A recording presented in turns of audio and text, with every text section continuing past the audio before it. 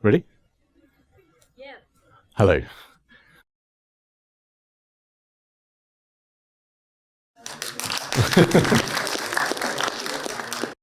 Kim Kardashian, Rebel Wilson, Gerard Butler, from Kazakhstan, Berkut.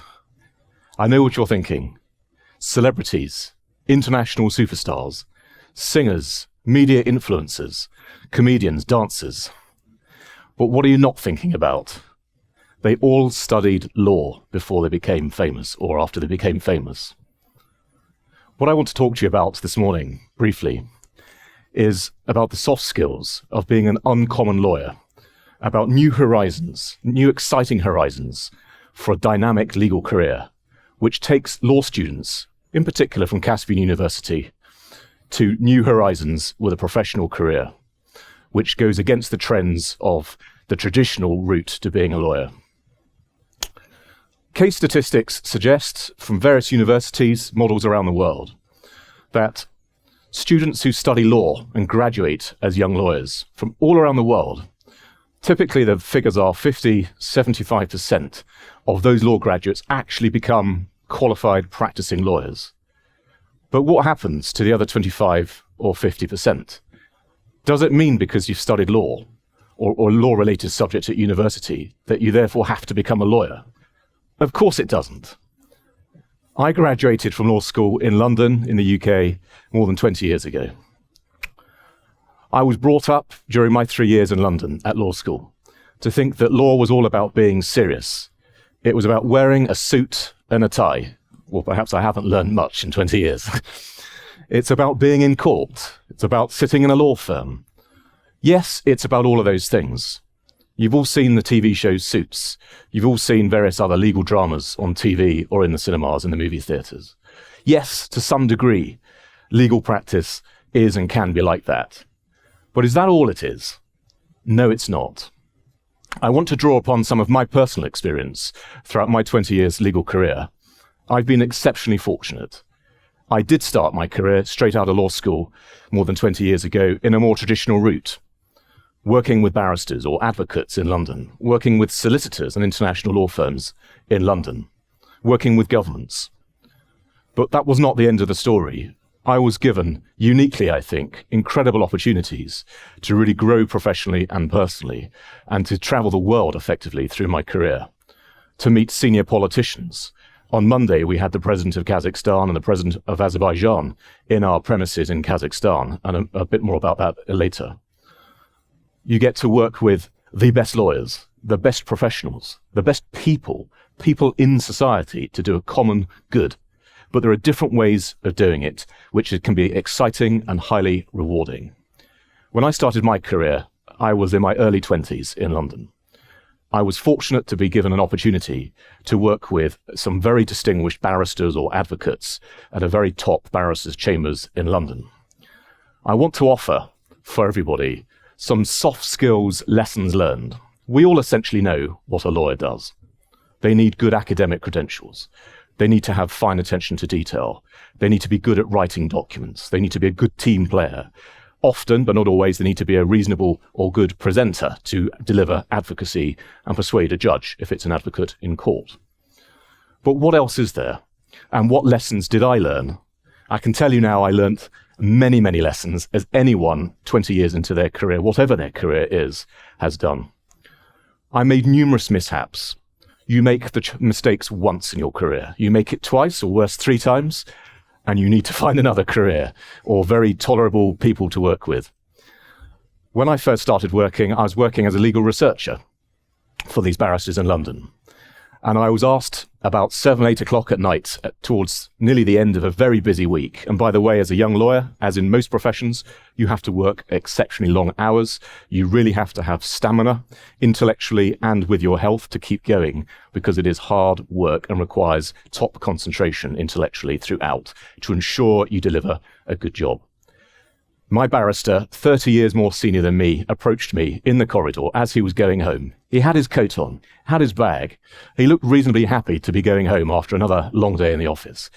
He handed me a big file of papers and he said, "Chris, read these papers. Come and see me tomorrow, 9 o'clock. We're in court, 10 o'clock. and I want you to write the written submissions in outline. It's called a skeleton argument in England, in English courts. And I will read those in the morning, we'll go into court, and we'll represent our client. I was humble, I was nervous, I was only in my early 20s. I said, absolutely, Richard, I will do that. No problem whatsoever. See you in the morning, have a lovely evening. He went off home in the elevator, bing, went home, all great. I went home with the pile of papers and I thought, oh my God, what do I do? You're a young lawyer, you're nervous, you don't want to appear to not know what you're doing, but at the same time, you need to deliver.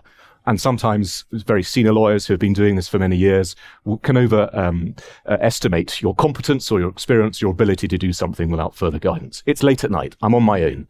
I put together some written submissions. I'm up till 3 o'clock, 4 o'clock in the morning. I stumble in with the written submissions the next morning to the barrister. He takes them from me. Oh, thank you so much. I'm so grateful. This is wonderful, brilliant. He reads them, comes back in 10 minutes and says, Chris, there's one problem. I said, oh no, what's that? He says, you've written the arguments for the other side, not for us. So with that, we go into court. Fortunately, he's a brilliant lawyer and advocate. So we go in, we're sitting outside the front door of the court hearing room.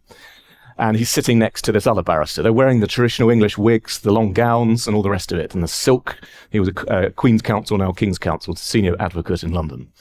And he says to his opponent barrister sitting next to him, you wouldn't believe what my assistant did last night. He says, he's produced absolutely brilliant written submissions, but they're for you, not for me.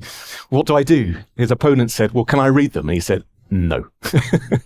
Anyway, he didn't need my help. Obviously, he was an extremely credible, experienced barrister. He won the case and we got away with it, thank goodness. There are other things. For example, confidentiality, critically important, not just for young lawyers or any lawyers, but for all careers, especially if you're employed by someone who requires that as a part of the work that you're doing.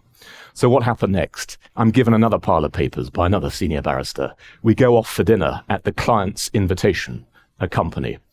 And they are strictly confidential papers. I'm young, pretty stupid, open-minded, but willing to do anything it takes to get the job done in a proper way, not really aware of the world as I should be, as I hope I am now 20 years down the track. So I'm given this big pile of papers. I haven't looked at them. I don't know what they are. We sit down to dinner with the client, corporate entertainment, discussing our strategy for lawyers for the next session that we're going to have. And he says, Chris, those are yours. Look after those. See you in the morning. He goes off home. I put them in the cloakroom with my coat and my briefcase. We finish the dinner. We're so focused on work. We're all exhausted. I go to collect my coat and my bag. And guess what? I get home in London, 45 minutes train journey. And I'm lying in bed and I'm thinking, oh my God, those case papers are still in the cloakroom in the restaurant. I get back, an expensive taxi, which a young lawyer can't afford in London. Get back, race it. Oh my God, what am I going to do? I get there and the papers are there. No one's touched them. They're still in the bag. And I'm like, oh, thank God, I've still got a job tomorrow. Obviously, I did the rightful thing. What do you do in that situation? You report the situation to your superiors, so everything's transparent and done in a proper, ethical way. And you just pray to God, frankly, as I did as a young lawyer, that everything's going to be okay. I got away with it. I was lucky.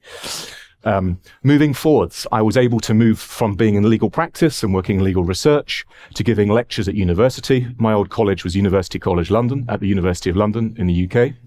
And I was invited to give 1 or 2 guest lectures on points of interest, legal interests, which were relevant to my work experience at that time. Again, in my early mid-20s.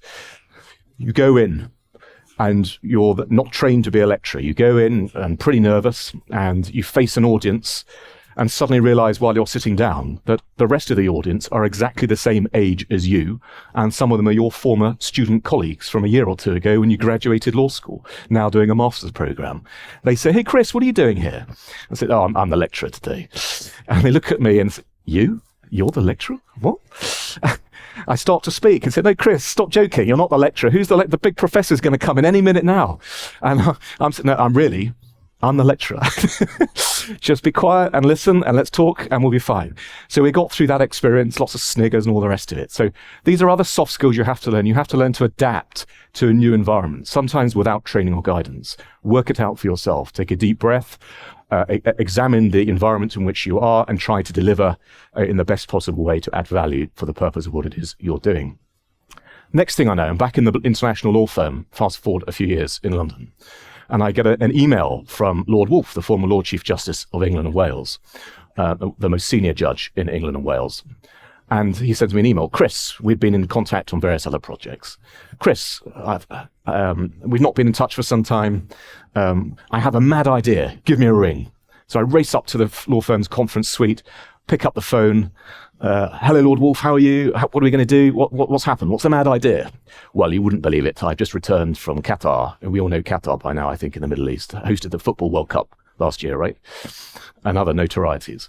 I want you to consider coming with me to Qatar to set up and develop an international common law, commercial law court. I'm like, what? What's Qatar at that point? We talked about it. I was so young and nervous. I was like, yes, I'll do it. He said, we'll take 2 days, think about it, come back and we'll set it up and you can be interviewed. And if you get the job, great. If not, no problem, nothing lost. I went for it. Brilliant experience. Whole calamity of challenges when I got there. New religion to get used to, which I wasn't familiar with in London. New culture, different working hours, different climate, a whole different business climate. We set up, we managed this International Financial Centre commercial law court and a dispute resolution facility. It was very popular. I understand now, many years later, it's very successful. But the challenges there were just unprecedented. That is not the normal path a lawyer takes. I was put into a court registrar position where I then had judicial responsibilities, administrative responsibilities, and I also have diplomatic responsibilities. You name it, in my first year there, it happened.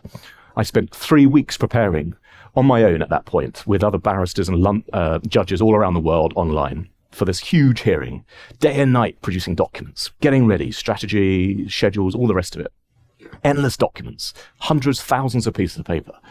And then finally the judges arrive with all the lawyers expecting miracles and perfection. Of course, they shouldn't have turned to me for that. So they arrive. Our senior judge, let's call him Judge for now without revealing his name. And he arrives at his hotel. We've done all the arrangements. All the papers are in the room. I trusted the hotel manager to do one thing, put everything in the hotel room, perfectly aligned. Tired judge with jet lag will come in, settle. Judge arrives. I pick up the phone. Judge, hi, how are you? Welcome to Qatar. Welcome to Doha. How was your journey? How are you feeling? Everything in order? Well, yes, the flight was fine, but will you explain to me why these papers are all over the floor and on my bed? This is not a store cupboard. This is my bedroom. I had to humbly apologize, get myself over there ASAP and sort it out. Lesson for everyone, never put your fate or your destiny in the hands of somebody else. Take responsibility for your job and do it yourself. Have delegation, have teamwork, but control, supervise, make sure you take responsibility for your obligations.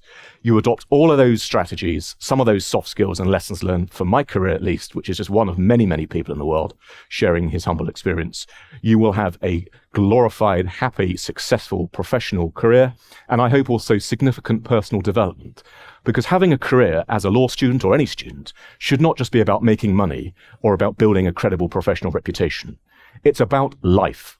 It's about contributing to yourself, to your families, to your society, to your civilization, and to your communities. And if you can do that, and do that with a good heart, a good spirit, and goodwill, in a good, positive, morally based, honest, transparent way, you will have a complete set of professional success. You'll have all the medals in the world that you ever dreamed of, if that's what you want. You'll have success. You'll hopefully have a happy, supportive family, and you will be able to contribute to society. I want to end on one message, which I have now lived in Kazakhstan for 6 years, working on a very similar project at the Astana International Financial Centre, another international common law commercial court and arbitration centre. Hugely supportive here and successful with the community. Wonderful. I've been able to use all that experience to contribute in some small way to the development and delivery of that. But I want to leave you with one thing from Kazakhstan, which I've learned, and I refer to in all my speeches in Kazakhstan, because I think it's relevant for everybody. From Abai, the celebrated Kazakhstani philosopher, in his book of words, justice is the mother of all good deeds. Adiliye duluk balik iga arakataden anasur. My apologies for the mispronunciation. That's supposed to be Kazakh language, but the message is very clear, and I hope you all take that away with you today, whatever your life paths materialize into. If you stay true to those principles and give everything your heart and goodwill, you will be successful and you will have a happy career path going forwards. Thank you very much.